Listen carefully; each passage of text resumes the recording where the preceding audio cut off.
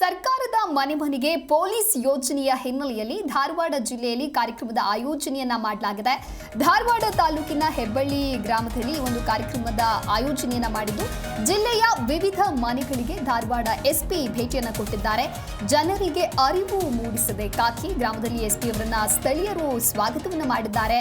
ಗುಂಜನ್ ಆರ್ಯ ಗ್ರಾಮಕ್ಕೆ ಆಗಮಿಸಿದ್ದು ಗ್ರಾಮದಲ್ಲಿನ ವಿವಿಧ ಮನೆಗಳಿಗೆ ಎಸ್ಪಿ ಭೇಟಿಯನ್ನು ಕೊಟ್ಟಿದ್ದಾರೆ. ಜನರಿಗೆ ಪೊಲೀಸ್ ಬಗ್ಗೆ ಅರಿವನ್ನ ಮೂಡಿಸ್ತಾ ಇರುವಂತದ್ದು, ಇನ್ನು ಸಮಾಜದ ಶಾಂತಿ ಸುವ್ಯವಸ್ಥೆಯನ್ನ ಕಾಪಾಡಬೇಕು, ಅಪರಾಧಗಳನ್ನ ತಡೆಗಟ್ಟಬೇಕು, ಜೊತೆಗೆ ಅಪರಾಧಗಳನ್ನ ಪತ್ತೆ ಹಚ್ಚುವಂತಹ ಯೋಜನೆ ಅಥವಾ ಒಂದು ಉದ್ದೇಶದಿಂದಾಗಿ ಈ ಯೋಜನೆಯನ್ನ ಸರ್ಕಾರ ಜಾರಿಗೆ ತಂದಿತ್ತು. ಈ ಒಂದು ನಿಟ್ಟಿನಲ್ಲಿ ಪೊಲೀಸರು ಇದೀಗ ಕಾರ್ಯವನ್ನ ಆರಂಭಿಸಿದ್ದಾರೆ.